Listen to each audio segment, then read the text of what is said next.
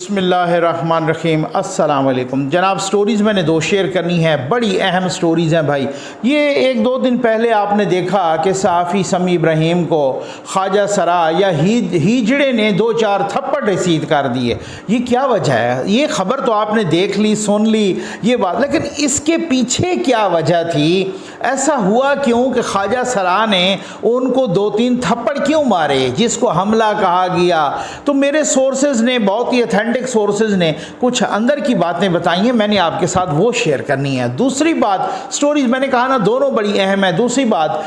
پاکستان کے army chief جناب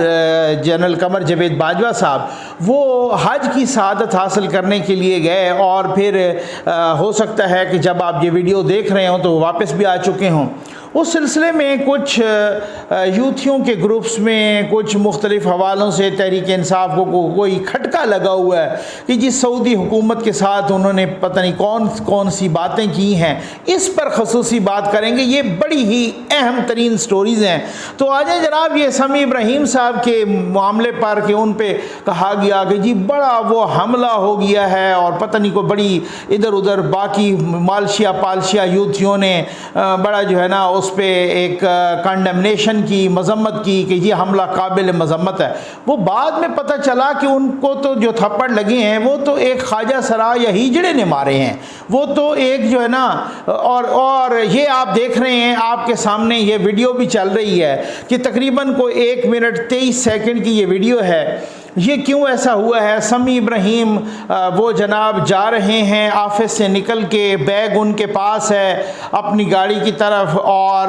آگے سے وہ خواجہ سرا کھڑا ہے، اور اچھا آپ اس میں دیکھ لینا، آپ کو نظر آ رہا ہے کہ وہ جو خواجہ سرا ہے وہ آگے سے اس انتظار میں ہے، اور پھر کوئی بات کرتا ہے اس کے ساتھ یا کرتی ہے جو بھی ہے، تو اس میں وہ جناب پیچھے جیسے جیسے وہ پیچھے آگے سمیع ابراہیم اور پیچھے پیچھے وہ خواجہ سرا، اور کوئی تکرار بڑھتی ہے، اور جیسے ہی سمیع ابراہیم رکتے ہیں اور وہ پیچھے اپنا چہرہ پیچھے موڑتے ہیں تو وہ دو تین تھپڑ جو ہے نا ان کو رسید ہو جاتے ہیں، اور وہ کس طریقے سے وہ ہوئے، اور پھر اس کے بعد ان کو بھاگنا پڑا۔ یعنی عام طور پہ ہم نے دیکھا نا کہ یہ ایک بہت ہی مجذوب سی مخلوق ہوتی ہے، اور عام طور پہ تو ہم نے نہیں دیکھا کہ انہوں نے کبھی کسی پہ حملہ کیا۔ لوگ ان پہ ظلم کرتے ہیں، زیادتی کرتے ہیں، یا تھپڑ مارتے ہیں، یا مختلف ہمارے پاس ویڈیوز بھی آئی اور ہم نے دیکھی کہ آپ سوشل میڈیا پہ بھی ہوتی رہتی ہیں۔ یہ کوئی پہلا ہی موقع میں نے دیکھا کہ جہاں خواجہ سرا نے تھپڑ رسید کر دیے سمیع ابراہیم کو۔ یہ عام طور پہ بڑے بے ضرر انسان سمجھے جاتے ہیں، یہ اس طریقے سے نہیں ہوتے کہ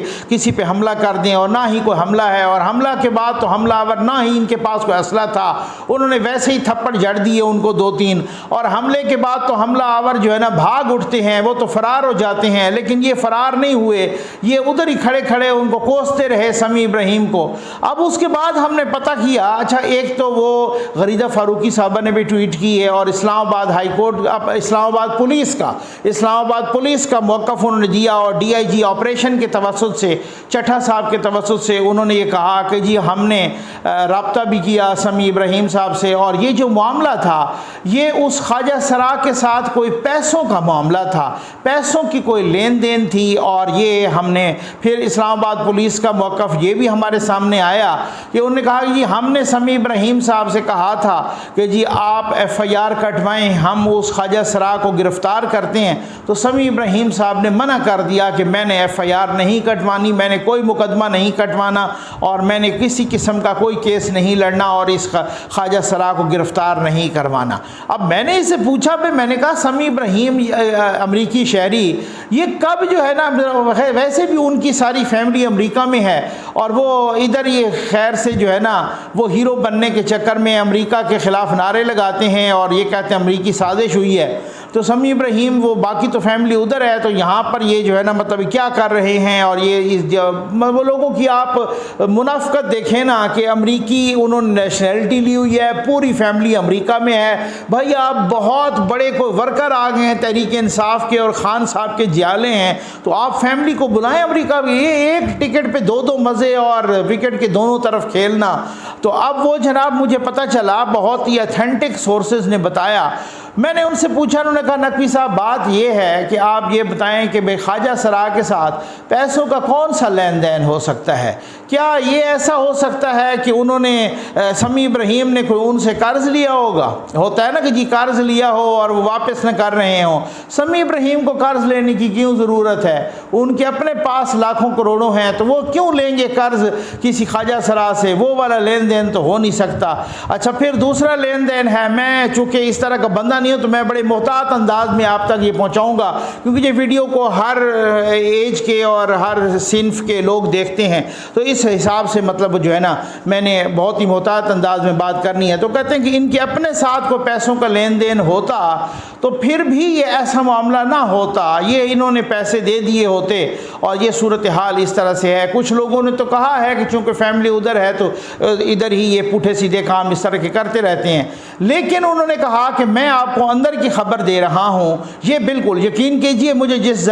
ذریعے نے بتایا وہ بہت ہی قابل اعتماد اور اوتھینٹک ذریعہ ہے، تو میں کبھی بھی اس طرح سے نہیں، میں مختلف حوالوں سے میں یا تو کاؤنٹر چیک کرتا ہوں، جو بھی میرے پاس کو نیوز آتی ہے میری عام طور پہ عادت یہ ہے، یا پھر یہ ہے کہ وہ ذریعہ کہ جو مجھے جتنی خبریں دے تو 100% ہی وہ درست ثابت ہوئی ہوں، تو پھر اس کو ذرا دوسرے انداز میں دیکھا جاتا ہے کہ یار اس کی خبر بڑی سچی ہوتی ہے۔ تو اس نے مجھے کہا کہ جی یہ اس طرح سے نا سمیع ابراہیم صاحب یہ کہیں ادھر ادھر پرووائڈ کیا کرتے تھے اس طرح کے چکر، اور وہ انہوں نے وہی بنی گالا یا منی گالا اسی کا نام لیا، اور یہ اس طرح سے مبینہ طور پہ چلے میں تو اس وجہ سے کہوں گا کہ ایک صحافی کو ایسے ہی کہنا چاہیے کہ مبینہ طور پر وہ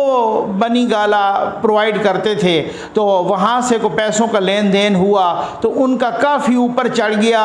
ایک صورتحال جو پائل اپ ہو گیا، اور وہ آؤٹ سٹینڈنگ ڈیوز تھے اس کے، یہ مجھے بالکل کوٹ ان کوٹ میں کہہ رہا ہوں کہ وہ آؤٹ سٹینڈنگ ڈیوز تھے اور ان ڈیوز کو کلیئر نہیں کیا گیا، اور یہ پہلے بھی رابطہ ہوا ہے۔ اور اب میرے ذرائع سے یہ بھی مجھے پتہ چلا کہ پولیس ویسے ہی اس خواجہ سرا تک پہنچ گئی ہے، باقی معلومات بھی وہاں سے وہ ویسے ہی حاصل کر رہی ہے کہ یہ چکر کیا تھا، تو بہت ساری چیزوں کا پتہ چل رہا ہے، اور ذرائع بتا رہے ہیں کہ جی یہ وہی چکر تھا کہ یہ ان کے آؤٹ سٹینڈنگ ڈیوز تھے بہت سارے، اور وہ پہلے بھی کئی دفعہ رابطہ کر کے وہ مانگ چکے ہیں کہ جی میرے آؤٹ سٹینڈنگ ڈیوز ہیں تو کیوں نہیں دیے گئے، اور وہ ان کو ڈیوز نہیں دیے گئے، اور اب آخر پہ تنگ آ کے انہوں نے وہ ان پر تھپڑ رسید کر دیے، اور وہیں پہ پھر وہ کھڑے رہے اور پھر وہ کوستے رہے جیسے وہ ہوتا ہے ان کا ایک ٹپیکل انداز، اور پھر اس کے بعد وہ چلے گئے، اور کس طریقے سے بھاگتے ہوئے دیکھا تو یہ ہے کہ اگر آپ کیریکٹر لیس ہوں، اگر آپ اس طریقے سے آپ کی کمزوریاں ہوں، اخلاقی کمزوریاں، کردار کی کمزوریاں، تو آپ اس طریقے سے خواجہ سراؤں سے بھی مار کھا کے کیسے بھاگ رہے ہوتے ہیں؟ آپ کتنے بہادر اور 30 مار خان ہوتے ہیں اگر آپ کے کردار میں بنیادی کمزوریاں ہوں، تو آپ کس طریقے سے بھاگتے ہیں جیسے آپ نے یہ سمیع ابراہیم کو بھاگتے ہوئے دیکھا تھا۔ یہ وہ مجاہد ہیں جو کہتے ہیں ہم امریکہ کے سامنے ڈٹ کے کھڑے ہو گئے۔ بھائی جو خواجہ سرا یا ہیجڑے کے سامنے نہیں کھڑا ہو سکتا وہ امریکہ کے سامنے کیا کھڑا ہوگا، اس کا آپ نے خود فیصلہ کرنا ہے۔ آ جائیں جناب دوسری سٹوری پہ۔ قمر جاوید باجوہ صاحب پاکستان کے آرمی چیف، وہ سعادت حج حاصل کرنے کے لیے گئے، حج اکبر تھا اس بار، اور انہوں نے حج کی سعادت حاصل کی۔ یہ میں آپ کو ایک کلپ دکھا رہا ہوں، اس کے بعد میں اس کلپ میں طاہر اشرفی صاحب، حافظ طاہر اشرفی صاحب وہ بتا رہے ہیں کہ وہ حج پہ آئے ہیں، اور جناب کس طریقے سے ان کے ساتھ سیلفیاں لی گئیں، پھر وہ جا رہے ہیں وہاں پہ رسول مقبول صلی اللہ علیہ وآلہ وسلم کے روضہ اقدس پہ زیارت کے لیے، حاضری کے لیے۔ اب وہ حاضری ہو گئی ہے اور وہ گھر پہنچ رہے ہیں، یا آپ یہ ویڈیو دیکھ رہے ہوں گے تو وہ گھر پہنچ چکے ہوں گے، لیکن وہ کچھ سیاسی معاملات کا ذکر کر رہے ہیں۔ یہ کون سے سیاسی معاملات ہیں یہ میں آپ کو اس ویڈیو کے بعد بتاتا ہوں۔ پہلے آپ حافظ طاہر اشرفی صاحب کی یہ ویڈیو دیکھیں۔ حافظ طاہر اشرفی صاحب عمران خان صاحب کے بھی معاون خصوصی تھے، اور وہ کہتے ہیں کہ جی میں نے ان کو، نقوی صاحب ان کو چیلنج کریں کہ میں نے ان کو کیا فائدہ پہنچایا، یعنی ملک کو کیا فائدہ پہنچایا یا حکومت کو کیا فائدہ پہنچایا، اور انہوں نے مجھے کیا کچھ دیا، میں نے ان سے 1 روپیہ نہیں۔ خیر مجھے جب انہوں نے فون کیا نا مجھے ان کی بات پہ حیرت بھی ہوئی اور مجھے اس کا نا انتہائی دکھ بھی ہوا۔ دکھ اس وجہ سے ہوا ہے کہ مجھے بڑا نا ایک معصومانہ انداز میں حافظ صاحب نے ریکویسٹ کی اور انہوں نے کہا کہ نقوی صاحب آپ کو اپنے توسط سے، میں نے کہا جی وہ میری کب سنتے ہیں، وہ تو کسی کے نہیں سنتے، آپ کو اپنے ویلاگ کے توسط سے ان سے کہیں کہ جی میرے اوپر یہ کیچڑ اچھال رہے ہیں اور مجھے گالیاں دے رہے ہیں، اور ساتھ ساتھ یہ میری مرحومہ ماں کو گالیاں دے رہے ہیں، اور کم از کم ان سے کہیں کہ مائیں تو ساجی ہوتی ہیں، آپ کم از کم یہ نہ کریں، میری جو ماں ہیں جو کہ فوت ہو چکی ہیں، جو کہ انتقال کر چکی ہیں، جو اللہ کو پیاری ہو چکی ہیں، تو کم از کم میری ماں کو گالیاں نہ دیں۔ یہ اس طرح سے بے بسی کا عالم ہے۔ آپ دیکھ لیں کہ عمران نیازی صاحب نے نئی نسل کی اخلاقیات کو کس طریقے سے برباد کر دیا ہے۔ یہ آپ طاہر اشرفی صاحب کا دیکھیں، پھر اس کے بعد میں آپ کو بتاتا ہوں کہ وہ سیاست کا کس کا ذکر کر رہے ہیں اور کیسا اور کیا صورتحال کیا ہے۔ یہ میں آپ کو بڑی اہم بات بتاؤں گا، پہلے آپ یہ سن لیں۔ بسم اللہ الرحمن الرحیم، نحمدہ ونصلی ونسلم علی رسولہ الکریم۔ الحمدللہ آج مسلمانان عالم نے جو یہاں پہنچے تھے مکہ مکرمہ میں، مینا، عرفہ، مزدلفہ میں، جن کی تعداد اس سال 10 لاکھ کے قریب تھی، حج مکمل کیا ہے۔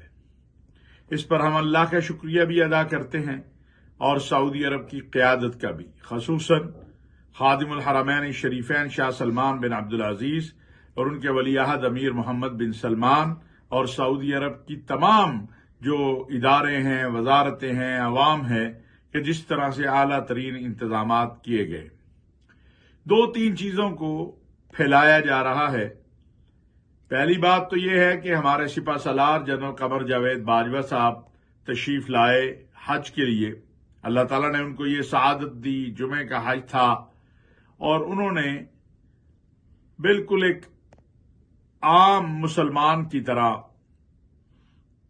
بغیر کسی خصوصی پروٹوکول کے، سسٹم کے، سعودی حکومت کا جو نظم تھا حج کے لیے اس کے مطابق حج ادا کیا۔ گزشتہ رات اور اس سے 2 دن پہلے جب وہ حرم شریف میں گئے تو وہاں پاکستانی ایک بڑی تعداد میں ان کے ارد گرد جمع ہو گئے۔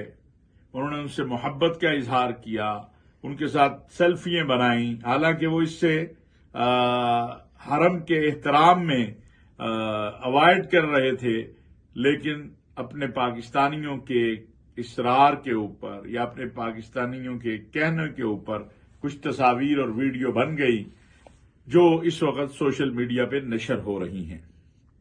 یہ اظہار ہے پاکستان کی عوام کا اپنے سپہ سالار کے ساتھ محبت کا۔ اب یہ افواہ سازی کی جا رہی ہے کہ سعودی عرب میں جب باجوہ صاحب تشریف لائے تو یہاں کوئی سیاسی بات چیت ہوئی، اور اس کے نتیجے کے اندر کوئی بات چیت نہ سیاسی ہوئی، نہ پاکستان کے جو سیاست ہے اس کے حوالے سے سعودی قیادت نے بات کی۔ باجوہ صاحب حج کے لیے تشریف لائے ہیں، آج وہ چلے گئے ہیں یہاں سے رسول اللہ صلی اللہ علیہ وسلم کے روضہ اطہر پہ حاضری دینے کے لیے، اپنے آقا و مولا سید الانبیاء صلی اللہ علیہ وسلم کے دربار اقدس میں حاضر ہوں گے، وہاں روضہ رسول پہ حاضری دیں گے، خاتم المرسلین صلی اللہ علیہ وسلم کے معاجہ شریف پہ جا کے صلاۃ و سلام پڑھیں گے، ریاض الجنہ میں نوافل پڑھیں گے اور پاکستان چلے جائیں گے۔ میرے یوٹیوبر دوستوں سے، صحافی دوستوں سے گزارش ہے کہ پاکستان کے اور پاکستان کے برادر اسلامی ممالک کے جو تعلقات ہیں ان کے حوالے سے گفتگو کرتے ہوئے خدا را احتیاط کیجیے۔ خدا را آپ اس بات کا احساس رکھیں کہ کسی کی محبت اور نفرت یا اپنی ریٹنگ کے لیے ایسی افواہ سازی نہ کیا کریں جس سے ہمارے دوست ممالک بھی اور ہم بھی مشکل میں آئیں۔ یہ باتیں میں نے اس لیے عرض کی ہیں کہ تواتر کے ساتھ یہ لوگ پوچھ رہے ہیں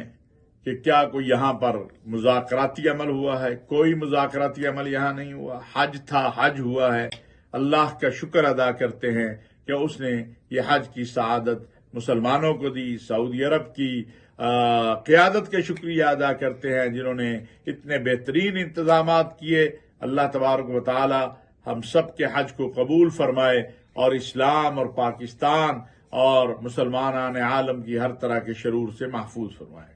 جناب آپ نے سن لیا حافظ طاہر اشرفی صاحب کو۔ خیر انہوں نے کہا کہ کسی قسم کی کوئی سیاست نہیں ہوئی، کسی قسم کی سیاسی گفتگو نہیں ہوئی، یہ جو دورہ تھا ان کا صرف حج کا دورہ تھا، یہ سارا یہ اس طریقے سے چونکہ ان کا موقف تھا تو ہم نے آپ کے سامنے یہ رکھنا ضروری تھا۔ لیکن اب آپ کو پتہ ہے کہ کچھ روز پہلے رانا ثناءاللہ صاحب نے یہ کہا کہ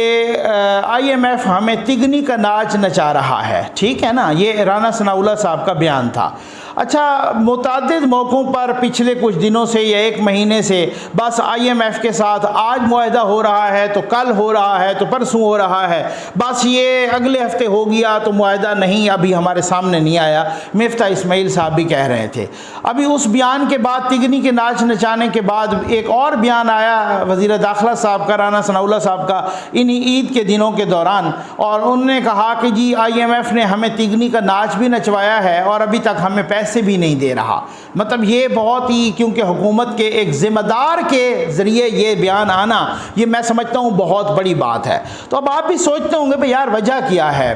کچھ تو وجوہات یہ ہیں کہ عمران خان صاحب نے ان کے ساتھ معاہدہ کیا اور وہ مکر گئے، اس کے بعد انہوں نے کہا کہ جی آپ تو مکر جاتے ہیں۔ لیکن اصل وجہ یہ ہے، میں آپ کو بتاتا ہوں، اصل وجہ یہ ہے کہ وہ IMF جس کو خیر سے PTI کے اٹھا کے اسد عمر صاحب نے اور باقیوں نے پورے کے پورے وہ CPEC کے معاہدے اٹھا کے دکھا دیے تھے ان کے ساتھ، اس سے چائنا بہت زیادہ ناراض ہوا تھا کہ ہمارے ساتھ جو آپ کے جتنے بھی معاہدے تھے وہ سیکرٹ ہوتے ہیں اور آپ نے اٹھا کہ IMF کو دے دیے۔ اور اب بھی IMF کا یہی مطالبہ ہے چائنا کے سلسلے میں۔ اب آپ سمجھ گئے ہوں گے کہ IMF کے مطالبات میں کیا شامل ہے، CPEC کو رول بیک کرنا، CPEC پہ اپنی رفتار کو کم کرنا اور چائنا سے قرض نہ لینا وغیرہ وغیرہ، چائنا کے مطلب چائنا کی دوستی پہ ایک کٹ لگانا، یہ IMF کا، اور آپ کو پتہ ہے IMF کے اوپر کس کا سب سے زیادہ اثر رسوخ ہے وغیرہ، یہ والی صورتحال ہے۔ اب ایک کوشش ہو رہی ہے کہ جی چائنا ہو گیا، سعودی عرب ہو گیا، UAE ہو گیا، قطر ہو گیا، یہ جناب آپ کے سامنے جو ہے نا ترکی ہو گیا، یہ کچھ دوست ممالک سے ایک بہت بڑی ڈیولپمنٹ ہو سکتا ہے بہت ہی جلد سامنے آ جائے، تاکہ ہو سکتا ہے عین ممکن ہے کہ IMF کو خیر بات کہہ کے تو پھر اس کے بعد جو ہے نا یہ صورتحال، میں آپ کو وہ اندر کی بات بتا رہا ہوں، یہ ہو سکتا ہے کہ اس طریقے سے کچھ چیزیں ڈسکس ہوئی ہوں، سیاست ڈسکس نہ ہوئی ہو، معیشت ضرور ڈسکس ہوئی ہوگی، اور معیشت بھی اسی حوالے سے کہ اگر IMF کی یہ شرط ہے کہ آپ چائنا کی دوستی پہ کٹ لگائیں یا چائنا کے قرضے نہ لیں یا CPEC کو نقصان ہو یا اس کو سلو ڈاؤن کریں، اس سے پھر بہت کچھ، اب آپ سمجھ گئے ہوں گے کہ اندر کی خبر کیا ہے، کیا صورتحال ہے، کچھ یہ چیزیں ہو سکتا ہے کہ وہاں پہ ڈسکس بھی ہوئی ہوں۔ اور جنرل قمر جاوید باجوہ صاحب کا یہ خاصہ ہے، اچھی خاصیت ہے، وہ پچھلی بھی حکومت کی معاشی مدد کرتے رہے، اسی طریقے سے دورے کر کے مختلف ملکوں کے ان کی ملک کی معیشت کو مضبوط کرنے کے لیے یہ پیسے وغیرہ اور اس طریقے سے اکٹھے کر کے دیتے رہے۔ اس میں ہمارے دوست حافظ طاہر اشرفی صاحب کا بھی بہت ہی پازیٹیو کردار رہا، دو طریقوں سے۔ ایک تو سعودی عرب سے انہوں نے وہ عمران خان صاحب کو $3 ارب کا، اور پھر اس کے بعد ایک اور $3 ارب جو کہ ڈیفر پیمنٹ پہ جو ہے نا وہ بھی تھا، تیل بھی، اور باقی بھی $3 ارب ہمارے یہاں پر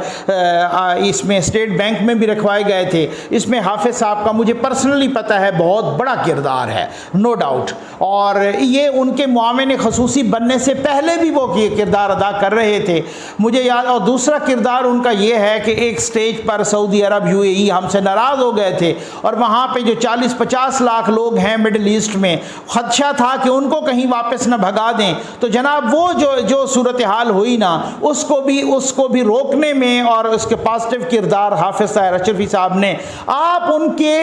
طرز سیاست ہو، آپ ان کا جو کام کا اس کو اختلاف کر سکتے ہیں، لیکن جو کسی کی اچھی بات ہو تو اس کو ضرور اپریشیٹ کرنا چاہیے۔ اختلاف کرنا یا تنقید کرنا ایک تہذیب کے دائرے میں آپ کا حق ہوتا ہے، آپ ان کی ہر بات پہ تنقید کریں، آپ ان کے پرسنل ہو جاتے ہیں اس میں بھی تنقید کریں، لیکن اس میں نہ تہذیب کا دامن نہیں چھوٹنا چاہیے۔ آپ کسی پر بھی تنقید کریں، میں تو خود کہتا ہوں عمران خان صاحب پہ بھی تنقید کریں، तहजीब का दामन ना छोड़ें, गैर पार्लिमानी अल्फाज इस्तेमाल न करें, अब्यूसिव लैंग्वेज इस्तेमाल न करें, गालम गलोच से इज्तनाब करें, ये वो बात होती है। और आखिरी बात इस वीडियो में मैं ये कहूँगा कि जनाब कमर जावेद बाजवा साहब, आपने देखा तो है कि वो जिस तरीके से हरम में गए, जिस तरीके से उनके साथ सेल्फियाँ, मैं हैरान था। मैंने कहा यूथिये यकदम शरीफ हो गए हैं या यूथियों को डंडे का खौफ था। मैं आमतौर पे कहता हूँ कि यूथियों का ईवान बाला या अपर चैम्बर खाली है, अकल है ही कोई नहीं उसमें। लेकिन वो अकल ना भी हो ना, इतना सियानापन ज़रूर होता है कि अगर यहाँ जाऊँगा तो सोटी लगेगी। आप जानवर भी हो ना कि अगर उसको महसूस हो जाए, उसकी जिबिल्लत में भी ये चीज़ होती है कि अगर मैंने आगे बढ़ना है तो मुझे डंडा लगेगा, सोटी लगेगी, मुंह पे लगेगा, ये जिस्म पे लगेगा, ये बड़ी मुझे। तो यूथिये यकदम शरीफ नहीं हो गए। वहाँ पे इस तरह का कोई नारा, किसी किस्म की कोई भी इस तरह का इंतशार वो नज़र नहीं आया। यूथिया नज़र ही कोई नहीं आया आर्मी चीफ के इर्द गिर्द। उनको पता था कि अभी जो मस्जिद नबवी का वाक़या हुआ था, ये जब मरियम औरंगज़ेब साहबा गई थी और बाकी लोग गए थे और जिस तरीके से इन्होंने इंतशार फैलाया, उसके बाद जो सऊदी अरब की हुकूमत ने इनको छितरौल की है ना, और उसके बाद जो सिलसिला उन्होंने सख्ती से कानून और आइन को इस तरह से अप्लाई किया है ना, वो यूथिये इतने पागल नहीं हैं, वो बड़े सियाने होते हैं। इसी वजह से अब की बार उन्होंने कोशिश ही नहीं की। उनको मालूम था कि अब की बार होता है तो ऐसा जो है ना बहुत ही गड़बड़ हो जाएगी पाकिस्तान के अंदर भी और पाकिस्तान के वहाँ बाहर भी। तो जहाँ पे इनको मुंह पे लगने शुरू हो जाए ना जूतियाँ, वहाँ पे ये बड़े सियाने हैं। जहाँ पे कानून और आइन इस तरीके से हरकत में आए और इनको इस तरह से दफे पड़े मुंह पे थप्पड़, तो फिर इनको ये बड़े सियाने हैं, उस तरह से अवॉइड करते हैं। कैसे इमरान रियाज का सॉफ्टवेयर अपडेट हुआ, कैसे वो जो दूसरे नारे लगा रहे थे उनके मुंह पे भी रख रहा था, कैसे उन्होंने कहा कि मैंने 5 घंटों में एक वीडियो रिलीज करनी है और तहलका मच जाएगा। अब 5 दिनों से ज्यादा हो गई है, उन्होंने कोई वीडियो रिलीज नहीं की। उनको पता है अच्छी तरह से। अब वो वीलाग कर रहे हैं लेकिन जनरल कमर जावेद बाजवा का नाम नहीं लेते, उस लाहौर वाले ब्रिगेडियर का नाम नहीं लेते। वो बड़े सियाने हैं। यूथियों को जहां से जूतियां पड़े वहां से ये बिल्कुल ठीक हो जाते हैं। जो ये सिर्फ और सिर्फ एवं ही भड़के मारने के हैं। जो खान साहब कहते रहे बस ये मैं पत्ता खेलूंगा, खान साहब कहते रहे मैं पहुंचो डी चौक पे, मैं आया और हम कयामत मचा देंगे, हम तब तक उठेंगे भी नहीं जब तक ऐलान नहीं हो जाएगा। जब इनको जूते पड़े, जब इनको पता हो कि राना सनाउल्लाह साहब मैसेज करें कि आओ तो सही, मैंने 100 से 500 शेल सिर्फ और सिर्फ तुम्हारे कंटेनर के लिए रखे हुए हैं, वहीं से कंटेनर मोड़ देते हैं। ये बड़े सियाने, इनका अपर चैम्बर फारेग है यहाँ से, ईवान बाला में अकल कोई नहीं है। लेकिन फिर भी मैं आपको कहता हूँ कि जहाँ डंडा दिखाई देना वहाँ से ये बड़ा यूं मुख मोड़ के चले जाते हैं। उम्मीद है आपको वीडियो पसंद आई होगी। आपका बहुत बहुत शुक्रिया।